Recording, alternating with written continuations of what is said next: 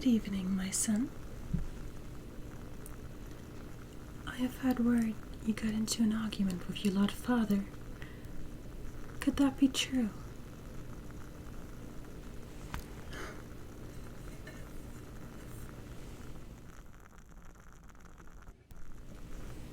There. It's all right. There is no shame in crying in the privacy of your own quarters, whether you're a maid, the king, or the crown prince. But tell me, my child, what is it you've thought about? What could possibly upset you so?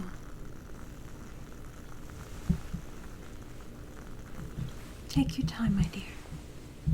It is just us. You do not have to keep anything.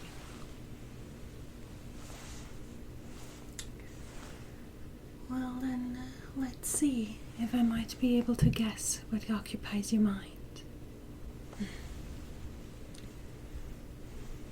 Could it have been an argument about the topic of your marriage? Why, of course. I'm your mother, dear. I know what's in your mind. But then tell me, were the candidates not agreeable to you?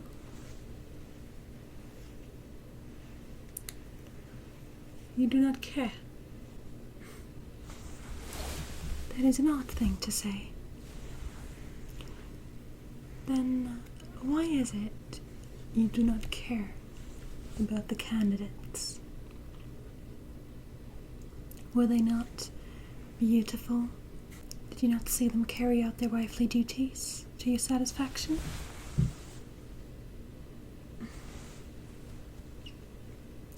Or could it be that you are opposed to the mere concept of marriage? I was thinking it would be something along those lines. Oh, my child. Believe it or not, you and your father are eerily similar. Oh, I am sure he has never told you. But back when we were young and promised to each other, that man, he would avoid me every chance he got. Yes, every banquet, every dance, he would find an excuse. But, alas, in the end, we were to be. Oh, my dear son, do not be offended for my sake. Unless you will be just as offended for the sake of those poor ladies you declined. Shh. No, my dear, it is exactly the same. But then let me tell you a little bit more about your father. You see, he was a wild child. The only son, of course, the only heir. And he hated it so. Yes, he loved to go hunting, to spar with the soldiers. But God forbid someone asked him to dance. Yes. His dancing skills were lacking at best. Yes, every time he did end up dancing with me, he was stepping on my feet more than anything else. A true ruffian. The thought of putting aside all of that to have the responsibility of reign, he did not like the thought. He would talk about how no women in this country could make him give up his freedom. A silly thought, don't you think? Or do you perhaps find yourself agreeing? Well, like father, like son. You both have always been awfully stubborn. No, of course he wouldn't tell you about that. Your father is a prideful man. And I'm sure you too have a sense of pride that would make you reconsider sharing with your wife what goes through your mind before the marriage. You think you're different than your father? Pray tell, in this very moment, what are your thoughts about marriage that cast aside those of your father?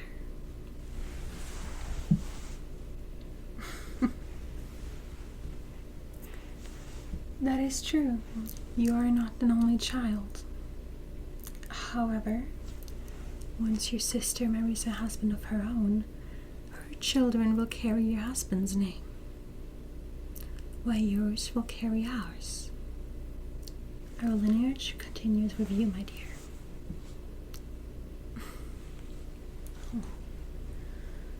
My dear child, I am past the age of bearing children. I'm afraid you must do. But I could not have asked for a better son than you, my dear. Well, yes. At first I was quite offended by your father. Who would not?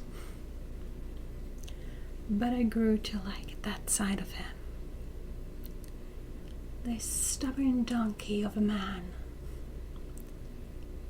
I was determined to make him change his mind. I was determined to show him that, unlike other women, I'm not just a decorative piece, that I would not be a hindrance, but that I would be the key to his success. Well, yes, you will be the king one day. However, every good king needs a decent queen on their side. Well, men and kings, they have but one fatal flaw that you will find in every single one of them.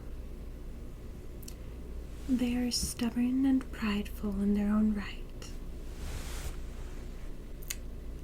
So, what to do? Well,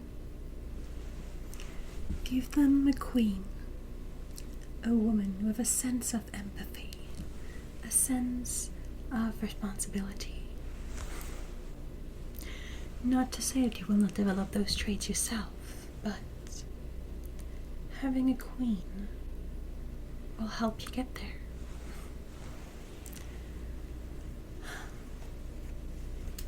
Well, I remember the day before our marriage. Yes, your Lord Father declared once more that he would rather die than to end up with me. Well, than to end up with any woman. So I snuck out of my quarters, and I stole my father's hunting bow. And I snuck into your father's chambers as he was still asleep. And as he arose from his sweet, sweet dreams, I was looming over him, bow in hand, and I told him, the first ray of sunlight just have emerged behind the mountains. I challenge you to a contest of archery. Oh yes, he laughed. He laughed and laughed, but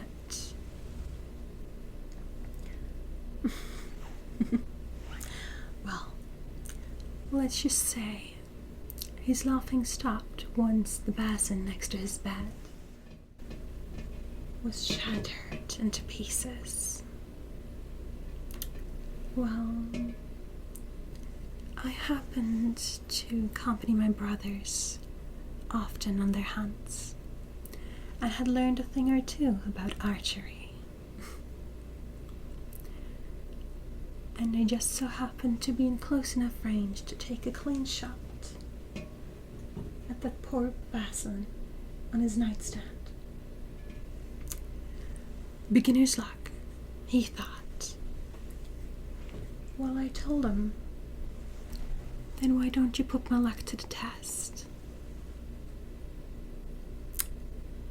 And that he did.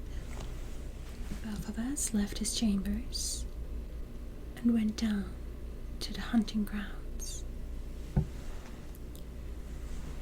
And he told me, if you manage to hit that tree off in the distance with one clean shot, then I will apologize and marry you. But if I were to miss, I would convince my father to break up the betrothal and to leave. And I agreed. And I took that shot, and I hit my mark. And your father stood next to me, mouth open agape. That is a face of his I will never forget. Well, later that day we stood upon the altar and we agreed to become husband and wife. And over the days and months that followed, well, I believe I managed to make him quite fond of me. Wouldn't you agree? Yes, your father was a tough nut to crack. But in the end, I believe I succeeded.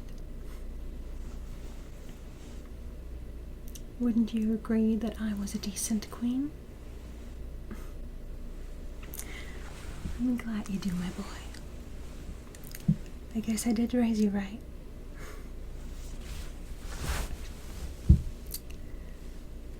Oh, yes. Your father would never admit that to you.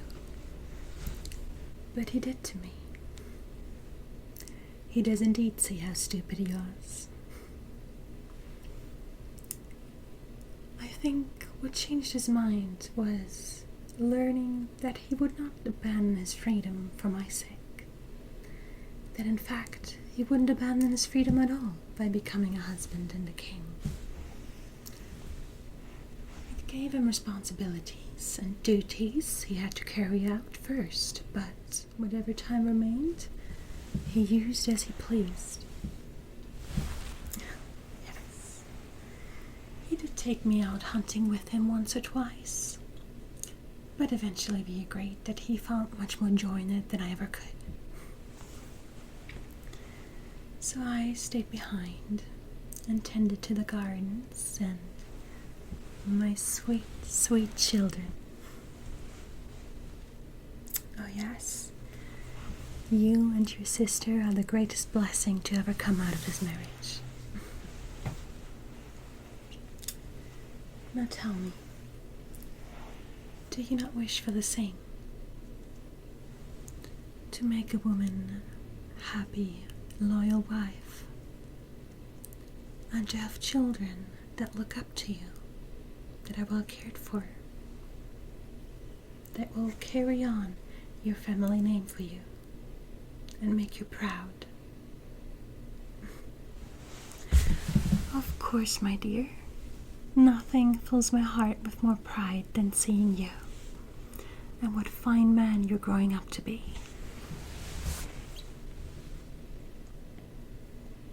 You'll reconsider. Well, I guess that is a good first step.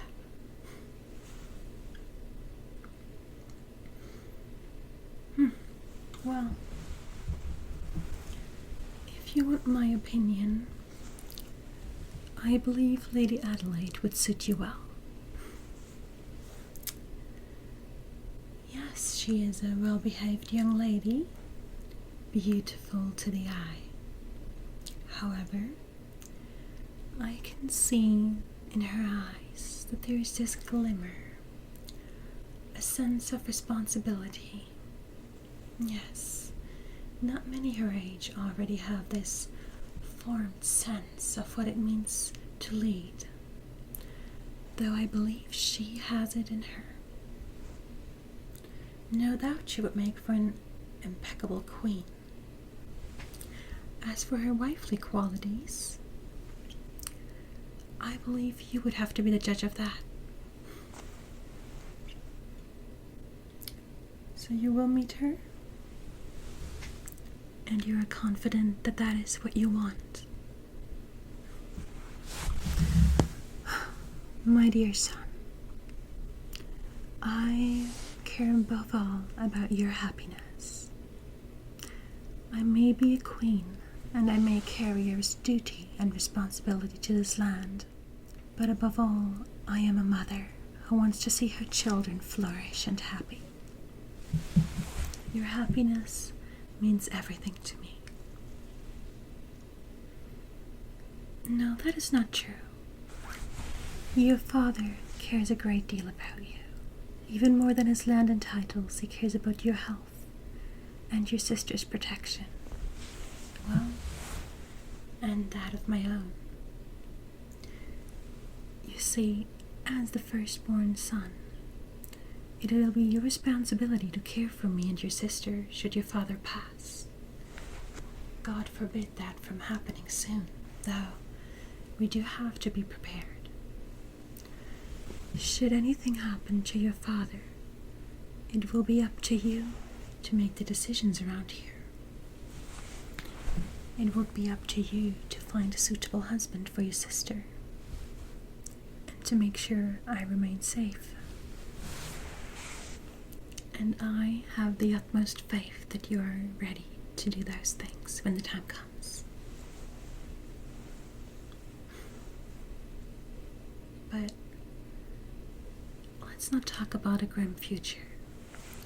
Your father is alive and well, as am I. Your sister is growing into a beautiful young lady who will have no problem finding suitors at all. Though I am concerned for you, my dear. You spend your days out in the hunting grounds, down at the stables, and you do not seem to want anything else. Though I do not think that to be the whole truth. Or am I wrong? My sweet, sweet boy. Nothing passes your dear old mother. You're scared. I do understand why you would think that. It is scary thinking about the responsibilities of a king, the trust your subjects have in you. It is a great honor and a great responsibility, of course, but there are ways to make it easier for yourself. Your studies are one of those ways. Learn from your father as much as you can. Our people love him, and they will love you too. Of course they will. I have no doubts about that. I know that you are a brave, strong young man who will make the right decision when the time comes. Though, you will always have the lap of your mother to come back to if you need a break from all of that. I will be here for you, here to ease your sorrows, to listen. And your wife will do the same for you one day. Yes. She will be there for you in your toughest moments, and she will help you with her thoughts and opinions to make decisions. Perhaps you should talk to your father about that once more tomorrow. No, don't worry about it. I will have a word with him. There are certain things that he cannot deny me. And to hear out one of our children is on the top of those things. Do not worry. Stay here and get some rest. Let me tuck you in like I used to.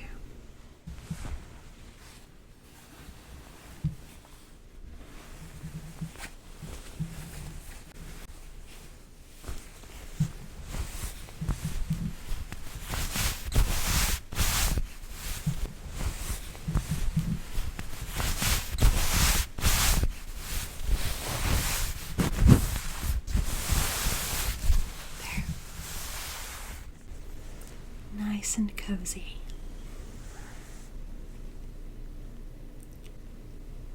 Would you like me to sing to you, like I did when you were little? Yes, of course. I will not tell a soul. It's just between you and I, a mother and her son. All right. Close your eyes and drift away.